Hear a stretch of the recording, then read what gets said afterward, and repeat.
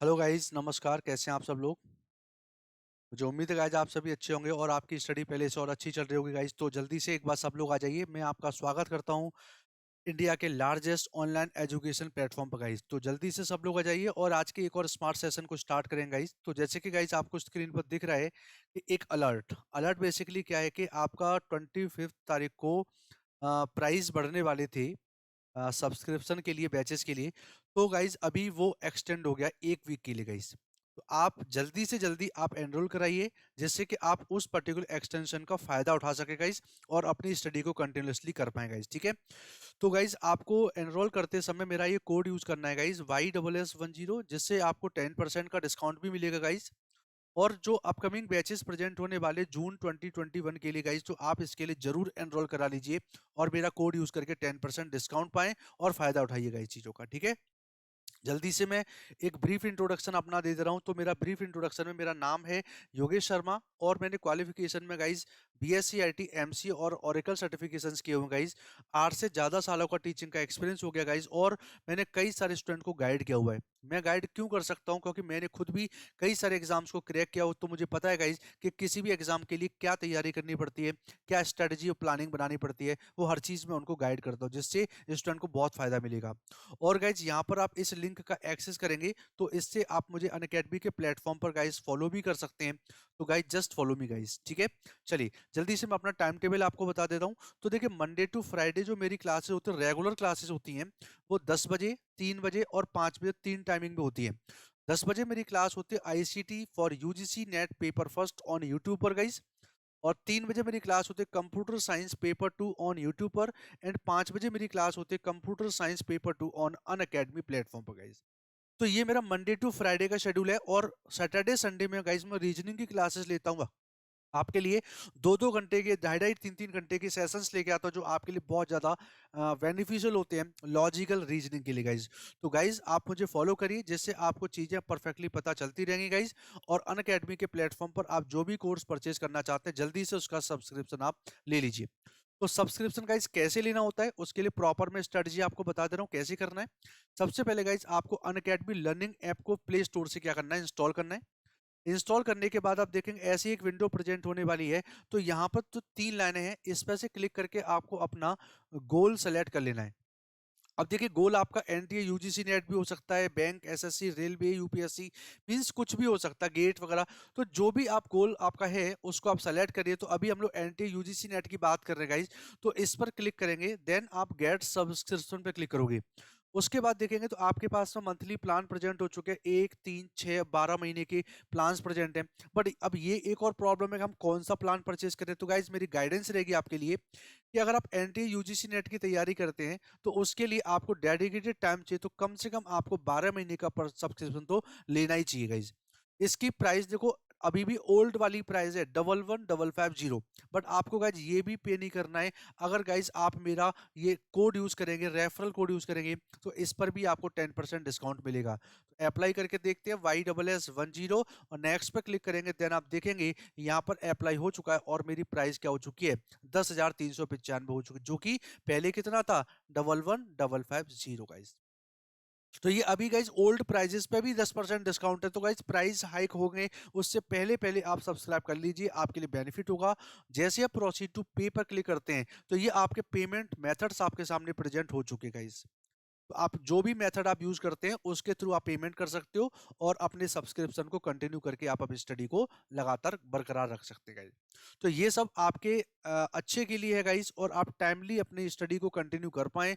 कोई भी विघ्न नहीं आना चाहिए, कोई भी बाधा नहीं आनी चाहिए। इसलिए आप एग्जैक्टली अपनी तैयारी प्रॉपर करने के लिए सब्सक्रिप्शन को जरूर परचेज करें गाइज। Okay guys. चलिए, तो ये आपका कोड यूज करना ना भूलिए गाइज। चलिए तो आगे चलते हैं हम लोग। आज का जो सेशन है दैट इज कनेक्टिंग डिवाइसेस।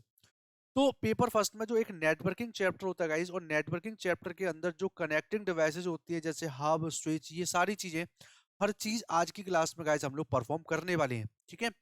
तो चलिए स्टार्ट करते हैं। तो ये है आपका OSI मॉडल, जो मैं आपको पिछली क्लासेस में कई बार बता चुका हूँ कि ये आपका OSI मॉडल होता है। सेंडर से लेकर आपका इस साइड में जाते हैं, रिसीवर साइड में हम इस साइड में यूं प्रेजेंट होते हैं। तो ये सारी चीजें, इनके फंक्शंस मैंने आपको बता दिए।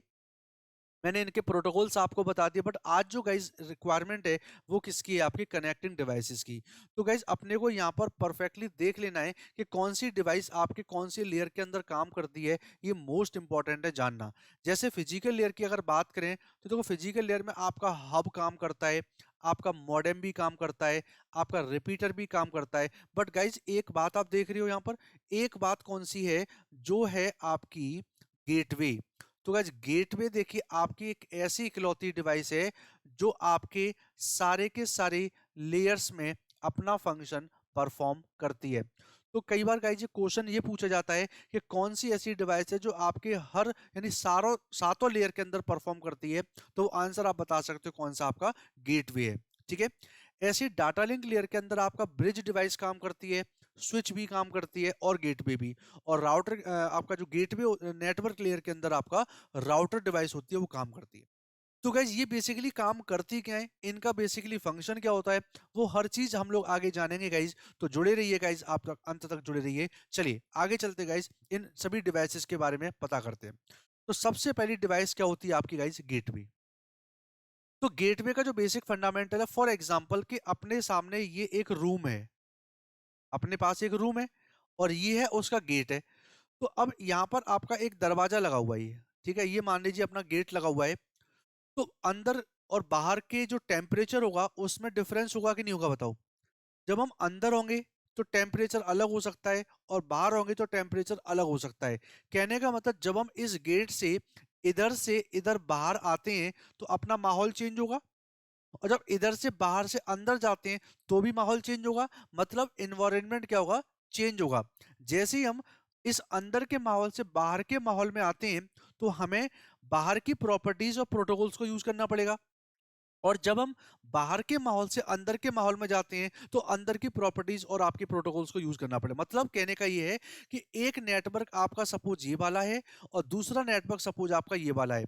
तो ये नेटवर्क डिफरेंट है, ये नेटवर्क डिफरेंट है। सपोज ये एक लोकल एरिया नेटवर्क है और ये आपका एक मेट्रोपॉलिटन एरिया नेटवर्क जो सिटी लेवल का होता है। तो इन केस अगर हम यहां से इस वाले नेटवर्क में जाते हैं तो छोटे नेटवर्क से बड़े में जाते हैं तो हमें बड़े नेटवर्क के प्रोटोकॉल यूज करने पड़ेंगे, और जब हम बड़े नेटवर्क से छोटे नेटवर्क में जाते हैं तो हमें छोटे नेटवर्क के प्रोटोकॉल्स को यूज करना पड़ता है। तो इस काम के लिए बीच में गाइज एक डिवाइस लगाई जाती है जो अलग अलग डिफरेंट डिफरेंट टाइप की जो नेटवर्क्स होते हैं उनको कनेक्ट करने में हमारी मदद करता है। तो इसका बेसिकली आप ध्यान रखिए क्या कॉन्सेप्ट है कि जो गेटवे होता है is a combination of software and hardware. ऐसा क्यों बोलते हैं, क्योंकि गेटवे पहले तो एक हार्डवेयर है और उसके अंदर जब तक वो सॉफ्टवेयर को इंस्टॉल नहीं करोगे तब तक वो गेटवे आपका काम नहीं कर पाता डिवाइस। और मेजर काम क्या है इसका, it is use to connect different, ये शब्द ध्यान रखेंगे, डिफरेंट टाइप्स ऑफ टू और मोर नेटवर्क्स, यानी दो या दो से ज्यादा अलग अलग प्रकार के नेटवर्क को अटैच करने के लिए यूज करते हैं। अब डिफरेंट टाइप के नेटवर्क का मतलब क्या है कि देखो इसके रूल्स प्रोटोकॉल्स अलग अलग हैं और इसके रूल्स और प्रोटोकॉल्स अलग अलग हैं। यानी वो नेटवर्क जिनके रूल्स प्रोटोकॉल सर्विसेज अगर डिफरेंट होती हैं तो जाहिर सी बात है कि उन दोनों नेटवर्क को हम अलग अलग प्रकार के नेटवर्क बोल सकते हैं। ठीक है गाइज, और आप ये दो चीजें परफेक्टली आप ध्यान रखेंगे जो आपके लिए मोस्ट इंपॉर्टेंट है। तो गाइज मैं यहाँ पर आपको हर डिवाइस के बारे में जो इंपॉर्टेंट क्वेश्चन है जो आपके एग्जाम में फोकस होता है, तो यहाँ पर गेटवे के लिए जो एग्जाम में फोकस होता है दैट इज सेकंड पॉइंट। तो दो डिफरेंट टाइप के नेटवर्क को अटैच करने के लिए आप किसका यूज करेंगे, गेटवे डिवाइस का आप यूज करेंगे।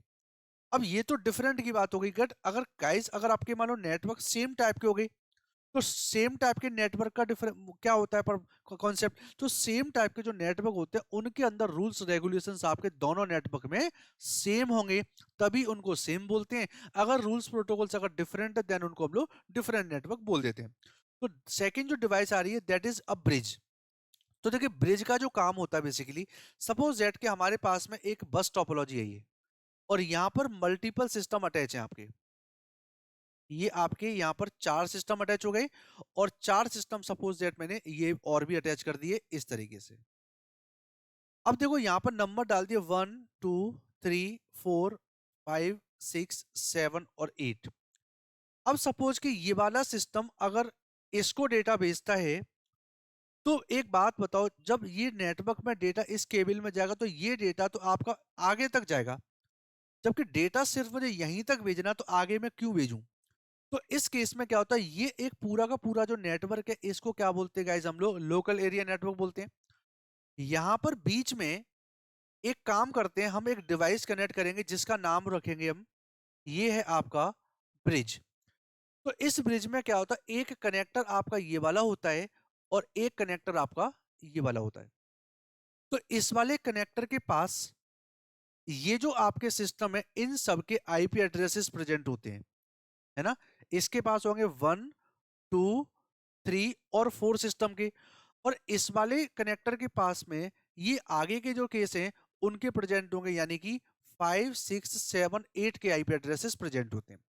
इससे फायदा क्या मिलता है कि अगर सपोज ये सिस्टम अगर फोर्थ वाले को डेटा भेजना चाहता है, तो ये डेटा सबसे पहले किसके पास पहुंचता है, इस ब्रिज के अंदर इस कनेक्टर पे पहुंचता है।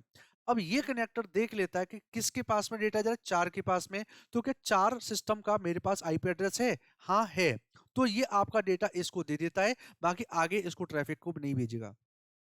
बट अगर ये पहला सिस्टम अगर मान लो 8वें सिस्टम को भेजता है, तो पहले तो डेटा इस कनेक्टर के पास में पहुंचेगा। तो कनेक्टर चेक करेगा 8वें सिस्टम का एड्रेस है मेरे पास, नहीं है, तब आपका ये कहां भेजेगा, आगे भेजेगा इस कनेक्टर को। तो ये कनेक्टर आगे फॉरवर्ड कर देता है। तो इससे एक फायदा मिला कि यहाँ पर आपका जो डेटा था पूरे नेटवर्क में नहीं घूमा, तो कहीं ना कहीं जैसी रिक्वायरमेंट है उसके अकॉर्डिंग मैनेज कर लिया। तो इस ब्रिज का काम क्या हुआ, इस ब्रिज ने इस पूरे नेटवर्क को 2 अलग अलग भागों में बांट दिया। तो ये भी तो आपका क्या कहलाएगा, ये भी एक लैन है, लैन 1 बोल दिया, और इसको क्या बोल दिया हमने, लैन 2 बोल दिया। तो कहने का मतलब हमने ब्रिज के थ्रू एक बड़े नेटवर्क को छोटे छोटे पार्ट्स में डिवाइड कर दिया। तो गाइज इसके इस नेटवर्क के रूल्स रेगुलेशन सेम होंगे, इसके रूल्स रेगुलेशन आपके सेम होंगे, तब इन दोनों नेटवर्क को क्या बोल सकते हैं हम लोग, सेम या फिर सिमिलर टाइप के नेटवर्क्स हम लोग बोल सकते हैं। चलिए डेफिनेशन देख लेते जल्दी से। तो इसमें लिखा हुआ है साफ कि it is used to connect same और सिमिलर टाइप्स ऑफ 2 और मोर नेटवर्क्स। तो आप बता सकते हो गेटवे और ब्रिज में डिफरेंस क्या है। जो गेटवे होता है डिफरेंट टाइप के नेटवर्क को कनेक्ट करता है, जबकि जो ब्रिज होता है वो सेम और सिमिलर टाइप के नेटवर्क को अटैच करेगा। और एक और काम क्या होता है इसका, it is also use to divide a big network into 2 और मोर स्मॉलर नेटवर्क। मतलब एक बड़े नेटवर्क को छोटे छोटे पार्ट में डिवाइड करने के लिए भी हम लोग इसका यूज कर लेते हैं। तो गाइज उम्मीद करता हूँ ये चीजें आपको अच्छे से समझ में आ रही होंगी, कॉन्सेप्ट में अच्छे से बता पा रहा हूँ आपको। तो गाइज सीखिए और सबको बताइए, और गाइज इस सेशन को शेयर जरूर करिए, जिससे और भी लोग हैं वो और भी स्टूडेंट यहाँ पर कनेक्टेड हो पाए, और ये सेशन आपका और भी ज्यादा रेस्पॉन्सिव सेशन बन जाएगा गाइज। ओके गाइज, चलिए नेक्स्ट डिवाइस में चलते हैं, दैट इज राउटर गाइज। देखिए राउटर का बेसिकली फंडामेंटल क्या होता है, सपोज दैट कि ये अपना एक चौराहा है ना, रास्ते में देखते हैं वहां पर चौराहा होता है। अब देखिए यहाँ पर एक पुलिस वाला खड़ा हुआ है, ये पुलिस वाले का काम क्या, वो इस तरीके से हाथ दिखाता है, आप रुकिए आप चलिए, आप रुकिए आप चलिए। तो ऐसे हाथ का जिससे मतलब क्या होता है, तो इस पुलिस वाले को एक तरीके से क्या बोल सकते हैं, ट्रैफिक कंट्रोलर बोल सकते हैं। ये गाड़ियों की ट्रैफिक की कंट्रोलिंग करता है। तो सेम टू सेम कॉन्सेप्ट किसका होता है, यहाँ पर राउटर का होता है। तो सपोज 1, 2, 3 और 4 नेटवर्क हैं। अब मान लीजिए इधर के सिस्टम में कई सारे सिस्टम है, यहाँ पर भी कई सारे हैं। तो इधर का कौन सा सिस्टम और इन तीनों नेटवर्क के कौन से सिस्टम को डेटा भेजता है, तो इस राउटर से जितने भी नेटवर्क कनेक्टेड हैं सभी सिस्टम के आईपी एड्रेसेस किसके पास होंगे, राउटर के पास होंगे। तो जैसे ही जो भी मान लो सपोज करो कि ये वाला सिस्टम आपके डेटा को भेजना चाहता है इस साइड में, तो राउटर चेक कर लेगा इधर से डेटा आता है और इधर चला जाता है। इस काम को क्या बोलते हैं हम, रूटिंग और एड्रेसिंग के नाम से इसको जानते हैं। तो सबसे पहला केस क्या है कि राउटर को हम अपने नेटवर्क में डाटा ट्रैफिक कंट्रोलर के नाम से भी जानते हैं। ये जस्ट लाइक पुलिस जो होती है आपकी, पुलिस वाले पर्सन होते हैं, तो उनकी तरीके से काम करता है जो आपके चौराहे पे पुलिस वाले पर्सन होते हैं। तो ये जैसे पुलिस वाले अपने गाड़ियों की ट्रैफिक कंट्रोलिंग करते हैं, तो ये जो राउटर होता है वो आपके यहाँ पर डाटा ट्रैफिक की कंट्रोलिंग करवाता है गाइस, ठीक है ना। तो ये वाला पॉइंट आई थिंक आपको क्लियर हो गया होगा गाइस, ठीक है। नेक्स्ट अगले की बात करें तो इसका जो मेन फंक्शन बन जाता है that is addressing and routing are the functions of router. तो एड्रेस बताना, रूट बताना, कौन सा डेटा कहाँ पर जाना है, ठीक है। तो उस केस में देखेंगे तो यहाँ पर आप बता सकते हो एड्रेस बताना, रूट बताना, ये फंक्शन किसका, आपका राउटर का फंक्शन आपका बन जाता है। तो इन चीजों को गाइस आप प्रॉपर्ली ध्यान रखेंगे, ये सब आपके मोस्ट इंपॉर्टेंट काम है, तो आप इन चीजों को आराम से आप बता सकते हो। क्लियर है? तो आई थिंक ये चीज़ आपको परफेक्टली समझ में आ गई होगी। तो मैंने आपको 3 डिवाइसेस बता दिए आपके, गेटवे बता दिया, ब्रिज बता दिया और तीसरा आपको राउटर भी मैंने आपको बता दिया गाइस। और गाइस राउटर आपके नेटवर्क लेयर के अंदर आपका ये फंक्शन परफॉर्म करता है। ठीक है? नेक्स्ट डिवाइस, अगली जो डिवाइस है दैट इज़ रिपीटर। देखिए रिपीटर का केस मैं आपको बता देता हूँ, समझिए कि सपोज़ दैट कि मुझे 2 घंटे की क्लास लेनी है। मैंने क्लास स्टार्ट करी तब मेरा गला बिल्कुल ठीक था। बोलते-बोलते गला खराब हुआ, तो मैं क्या करता हूँ पानी पी लेता हूँ। पानी पी लिया, आधा घंटे और पढ़ा लिया। फिर गला सूख गया, पानी पी लिया, आधा घंटे और तो बीच-बीच में जो पानी पी रहा हूँ ना, वो मेरे लिए एक एनर्जी बूस्टर का काम कर रहा है। मुझे बूस्ट अप कर रहा है। अगर पानी नहीं होता तो मैं आधा घंटे की क्लास ले पाता, उसके आगे नहीं ले पाता। तो पानी की वजह से मैंने बीच-बीच में मैंने पानी लिया और पानी से मैंने वो क्लास जो थी वो 2 घंटे तक कंप्लीट कर दी। जहाँ पर डेस्टिनेशन था, वहाँ पर डेटा को ट्रैफिक मैंने पहुँचा दिया। तो गाइस होता क्या है, जब हम डेटा ट्रैफिक को ट्रांसफर करते हैं, डाटा जब भेजते हैं, तो बीच-बीच में क्या हो जाता है, वायर होते हैं, वाई-फाई होते हैं, नॉइज़ कंडीशन होती हैं, इम्पेयरमेंट्स होते हैं, आपकी चीज़ डिस्टॉर्शंस प्रेज़ेंट हो जाता है। तो इन सब चीज़ों से आपका जो डेटा होता है, वो एक्चुअल कमज़ोर बन जाता है, वीक हो जाता है, स्ट्रेंथ उसकी वीक हो जाती है। तो वीक ना हो या उस जो वीक सिग्नल हो चुके हैं, उनकी स्ट्रेंथ को वापस उनको दिलाने के लिए हम जो बीच-बीच में डिवाइसेज़ यूज़ करते हैं, उसको क्या बोलते हैं हम लोग, रिपीटर के नाम से बोल देते हैं। जिसके बेस पर डेटा आपका लॉन्ग डिस्टेंस तक आपका डिलीवर हो जाता है। तो इसके लिए जो आपकी परफेक्टली जो लाइन है, वो मैं आपको बता दे रहा हूँ कि repeaters are used to recharge or regenerate or reboost the weak signals to transmit the signals for long distance। अगर रिपीटर नहीं होता तो यहां से लेकर डेटा सिर्फ यहीं तक पहुंच पाता, यहां पर कमजोर हो गया। अब रिपीटर मिल गया तो रिपीटर ने एनर्जी बूस्ट कर दी, डेटा और आगे पहुंच गया। एक और रिपीटर मिला और आगे। तो रिपीटर बेसिकली क्या करते हैं, बीच बीच में आपके लगाए जाते हैं जिससे आपकी एनर्जी बूस्ट होती है सिग्नल की और वो आगे तक ट्रांसफर हो सकते हैं गाइज। तो ये बेसिकली काम किसका होता है, आपका रिपीटर का। ठीक है? नेक्स्ट जो डिवाइस है दैट इज मॉडेम। देखिए मॉडेम का बेसिकली फंक्शन क्या होता है वो मैं आपको बता देता हूँ। इसकी जो फुल फॉर्म है वो आपको पता है, फुल फॉर्म अगर पूछेंगे तो ये है इसकी मॉडेम की फुल फॉर्म। इसकी कोई प्रोसेस पूछेगा दैट आप क्या बताओगे, मॉड्यूलेशन डिमॉड्यूलेशन मींस आप इसको क्या बताओगे, ये आंसर आपको प्रोसेस के केस में देना है। और अगर आपसे कोई पूछेगा फंक्शन क्या होता है तो आप क्या बताओगे, यहाँ पर फंक्शन जो है डिजिटल सिग्नल को एनालॉग में और एनालॉग सिग्नल को डिजिटल में कन्वर्ट करना। अब ये गाइस किस तरीके से हो पाता है वो मैं आपको बता दे रहा हूँ। देखो इसका जो मेन काम होता है वो कैसे होता है, सपोज दैट कि ये मेरे पास में एक सिस्टम है और ये सिस्टम में जो नीचे का पार्ट है ये है आपका मदरबोर्ड है, जिसमें ये लगा हुआ आपका प्रोसेसर। और आपने एक नाम सुना होगा डोंगल करके, एक डिवाइस सुनी होगी, डोंगल, जो आपके रिलायंस नेट कनेक्ट आता है वो एक एज अ मॉडेम ही काम करते हैं। तो सपोज दैट कि मैं रिलायंस के नेट कनेक्ट से अपना इंटरनेट चला रहा हूँ, ऐसे एक सिस्टम मेरे पास और भी है। तो यहाँ पर देखिए ये नीचे का पार्ट मॉडेम है, ये है आपका सीपीयू और हम लोग एक और कंपनी के नेट कनेक्ट से इंटरनेट चला रहे हैं। तो ये मदरबोर्ड में आपकी कॉपर की वायरिंग्स होती हैं और उनके अंदर जो डेटा ट्रैफिक घूमता है वो आपका डिजिटल फॉर्मेट में घूमता है। और वो गाइज डिजिटल सिग्नल कौन से होते हैं, कुछ आपके इस तरीके के सिग्नल होते हैं डिजिटल, जिनको हम लोग डिजिटल सिग्नल बोल रहे हैं। सेम केस अगर इस पॉइंट से इस पॉइंट तक डेटा जाएगा, दैट मीन्स वो वर्सेस के फॉर्मेट में जाएगा। तो यहाँ पर भी जो डेटा जाता है वो आपका कैसे डिजिटल फॉर्मेट के अंदर डेटा डिलीवर होता है। बट इस पॉइंट से लेकर और इस डिवाइस तक जो डेटा ट्रैफिक ट्रांसफर हो रहा है तो आपके कनेक्शन मीडियम्स होते हैं आपके, है ना। तो इस केस में आपका डेटा ये क्या करेगा, एनालॉग के फॉर्मेट में कन्वर्ट करके आगे डिलीवर करवाता है। और यहाँ से फिर डेटा आपका कैसे जाता है, आपका एनालॉग के फॉर्म। तो ये सिग्नल कौन से होते हैं, आपके एनालॉग सिग्नल्स होते हैं। ये मैं आपको नेटवर्किंग की शुरुआती सबसे पहली जो क्लास थी उसके अंदर सिग्नल्स के बारे में चीजें आपको परफेक्टली बता चुका हूँ। तो गाइज आप समझिए ये वाली जो डिवाइस थी, एक बार मैं कलर भी चेंज कर ले रहा हूँ जिससे आपको और अच्छे से समझ में आएगा। ये वाली जो डिवाइस थी इसने क्या काम किया, इन जो डिजिटल सिग्नल थे इनको कन्वर्ट किस में करवा दिया, इनमें ये आपके एनालॉग में। और ये जो डिवाइस थी इसने क्या काम किया, इस एनालॉग को आपके डिजिटल में कन्वर्ट करा दिया। जब ये अपना रेस्पॉन्स देगा तो उस केस में इस डिवाइस ने क्या काम किया, डिजिटल से एनालॉग में कन्वर्ट किया है। और देन इस डिवाइस ने क्या किया, एनालॉग से डिजिटल में कन्वर्ट कर दिया। तो गाइज जब आपके इस डिवाइस ने डिजिटल से एनालॉग में कन्वर्ट किया, ये फंक्शन आपका वो परफॉर्म कर दिया, यहां तक पहुंचे। अब ये एनालॉग को डिजिटल में कन्वर्ट करेंगे, तो इस डिवाइस ने ये जो फंक्शन परफॉर्म किया है, that is known as dam. Reverse करेंगे तो ये केस क्या बन जाता है आपका मो, और इधर से जाएंगे तो ये केस क्या बन जाता है आपका डैम बन जाता है। तो देखा आपने, यहां पर अगर मैं बात करूं तो आप देखेंगे परफेक्टली गाइज, जैसे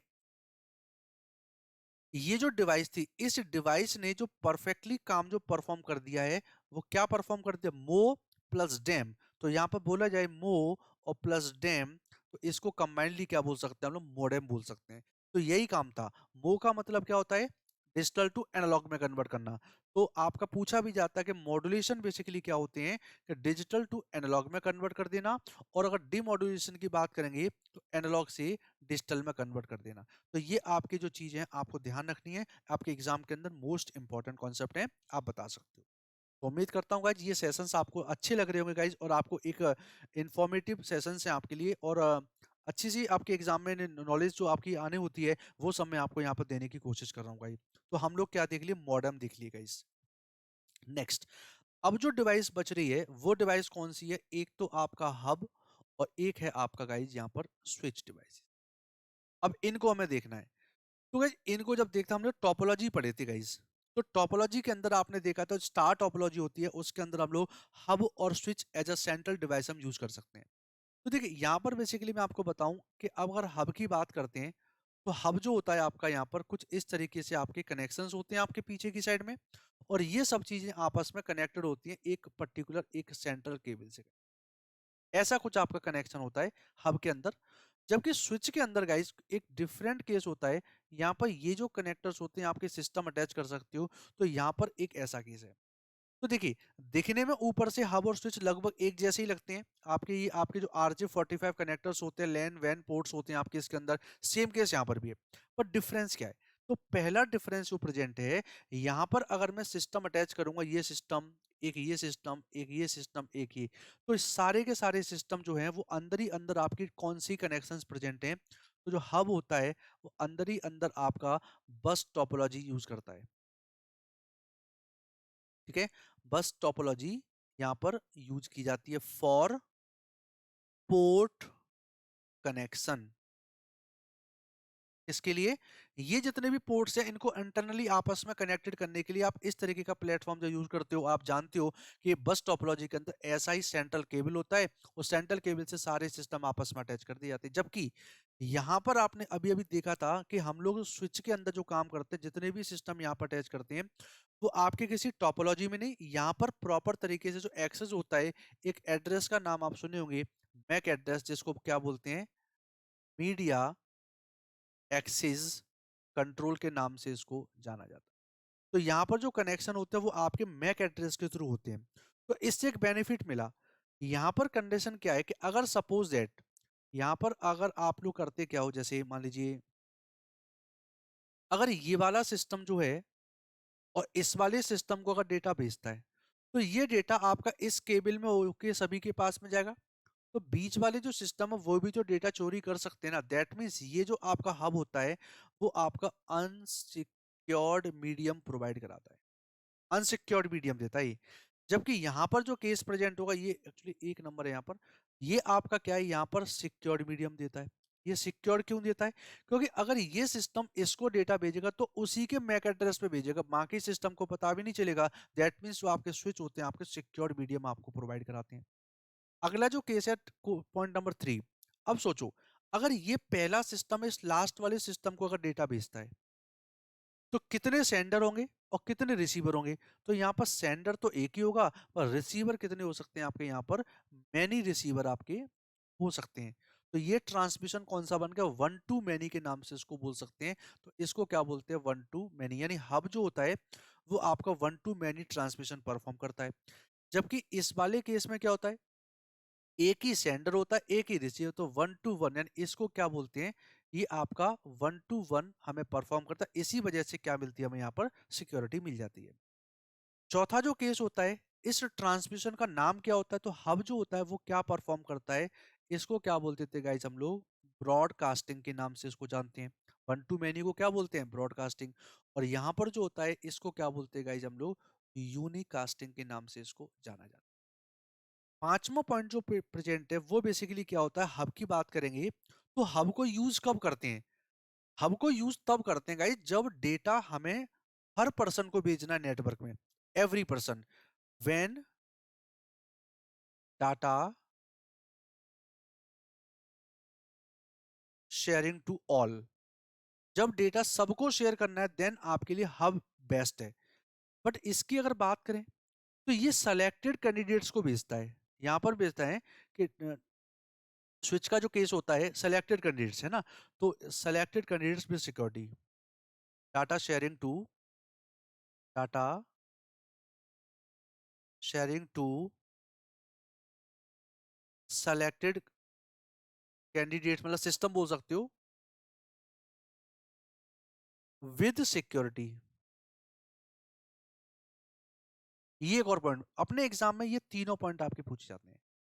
अब देखो यहाँ पर एक डाउट आ रहा है कि कैंडिडेट्स, तो कैंडिडेट्स तो बहुत सारे हो सकते हैं, जबकि ये तो वन टू वन परफॉर्म करता है। पर एक अच्छी बात क्या है, देखो सपोज दैट कि अपने पास एक दो तीन चार पाँच छः सात सिस्टम है, तो अगर ये सिस्टम भेजता है, तो ये सिस्टम अगर इन दो सिस्टम को भेजता है डेटा, तो ये कहीं ना कहीं किसका काम परफॉर्म है, आपका हब इसको परफॉर्म नहीं कर सकता। हब भेजेगा तो सबको भेजेगा, जबकि स्विच को हम सेलेक्टेड कैंडिडेट्स को विद सिक्योरिटी भी भेज सकते हैं। कहने का मतलब कि कहीं ना कहीं जो स्विच है वो आपका हब की तरीके से भी काम कर सकता है। तो एक ऐसा हब जिसमें सिक्योरिटी मिल जाए, उसको क्या बोल सकते हैं हम लोग, स्विच बोल सकते हैं। तो यहां पर मैं एक लाइन लिख दिया, switch can also work like a hub, that's why a switch can also, a switch is also known as, a switch is also known as an intelligent hub। तो ये पॉइंट अपने को ध्यान में रखना है कि स्विच को कई बार हम लोग इंटेलिजेंट हब के नाम से भी गाइस जानते हैं। तो ये कई बार पूछा जाता है कि कौन सी डिवाइस को हम इंटेलिजेंट हब बोल देते हैं, तो आप बता सकते हो यहाँ पर आंसर क्या आपका स्विच, आप आंसर यहाँ पर दे सकते हो। तो ये आपका मैंने हब और स्विच का जो प्रॉपर फंडामेंटल होते हैं, जो भी पॉइंट्स हो सकते हैं, वो सारा केस मैंने आपको बता दिया गाइस। तो आई थिंक ये सारे केस आपको समझ में आ गए होंगे। तो हम लोगों ने आज की क्लास में बेसिकली परफॉर्म क्या किया, हम लोगों ने जो परफॉर्म किया कि देखो हमने ये बताया कि ओएसआई मॉडल तो हम पहले भी पढ़ चुके हैं। आज हमने कनेक्टिंग डिवाइसेस के बारे में देख लिया। तो कनेक्टिंग डिवाइसेस में जो हब था, एक बार जल्दी से रिवाइज कर लेते हैं। हब का सॉरी गेटवे होता है, तो गेटवे क्या करता है, आपका डिफरेंट डिफरेंट टाइप के नेटवर्क को अटैच करने की कोशिश करता है। जो ब्रिज होता है वो आपके क्या करता है, सेम टाइप के नेटवर्क को अटैच करने की कोशिश करता है। तो एक बार मैं अलग से पूरा एक बार ट्रांजेक्शन आपको लिख के बता देता हूँ कि एक पर्टिकुलर पॉइंट्स आपके यहाँ पर क्या क्या इफेक्टिवली बन सकते हैं। तो देखिए सबसे पहला केस जो हम लोगों ने देखा है, तो पहला नंबर है जिसको क्या देखा आपने, गेटवे। तो गेटवे में आपने क्या देखा, इसका जो काम होता है डिफरेंट नेटवर्क को अटैच करने के काम आता है। दूसरा जो केस है जिसका नाम है आपका bridge.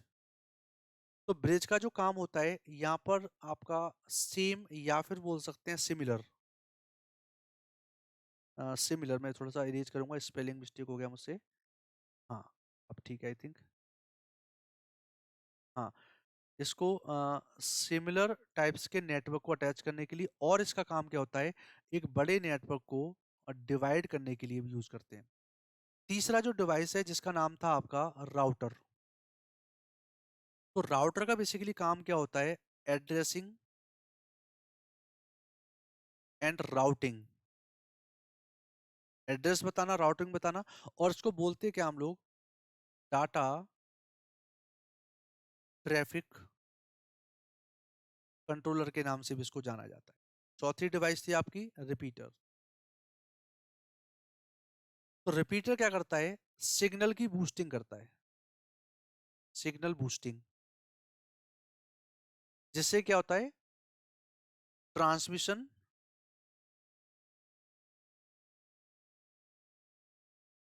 For long distance present होता है। पांचवी डिवाइस थी दैट इज मॉडेम। तो मॉडेम का बेसिकली फंक्शन क्या था, digital to analogue and analogue to digital. इसको क्या बोलते हैं हम लोग, मॉड्यूलेशन, और इसको क्या बोलते थे हम लोग, डीमॉड्यूलेशन बोलते हैं। और छठवां जो केस था आपका, हब एंड स्विच, वो मैंने आपको प्रॉपर आपको डिफरेंस। तो ये था गाइज आज की क्लास के लिए, जिसमें आपने मल्टीपल कनेक्टिंग डिवाइसेस के बारे में देखा कि किस तरीके से हम पर्टिकुलर डिवाइस को हम यूज करते हैं। ठीक है गाइज, तो ये सेशन आई थिंक आपके लिए बहुत ज्यादा इंपॉर्टेंट होने वाला है गाइज, और इन चीजों को आप जरूर पढ़िए क्योंकि ये अपने एग्जाम में अक्सर पूछे जाते हैं। और गाइज जो आपका हब होता है ना, हब और स्विच, तो उनका प्रॉपरली आप डिफरेंस इसका स्क्रीनशॉट जरूर ले लीजिए, जो आपके लिए बहुत ज्यादा इंपॉर्टेंट होगा गाइज। तो ठीक है गाइज, आज का ये सेशन था आपका कनेक्टिंग डिवाइसेस का। तो अगली क्लासेस में और नए सेशंस में आपके सामने लेके आने वाला हूँ गाइज। तो आप जल्दी से आप लोग सेशन को शेयर भी कर दीजिए गाइज। और आज का देखो एक आज 1 तारीख है, नया साल है, तो आप सभी को हैप्पी न्यू ईयर गाइज। तो आप लोग तरीके से चीज़ों की स्टडी करते रहिए, और आप नई साल में जो भी आप हासिल करना चाहते हो वो सारी चीज़ें आपको प्रॉपरली मिल पाए, और आप जिस एग्ज़ाम की तैयारी करते हो वो एग्ज़ाम आपका क्रैक हो पाए। तो यही आपकी मैं आपकी कामना करूंगा। आप लोग जुड़े रहिए guys, all the best guys, thank you guys again, happy new year to all guys, thank you.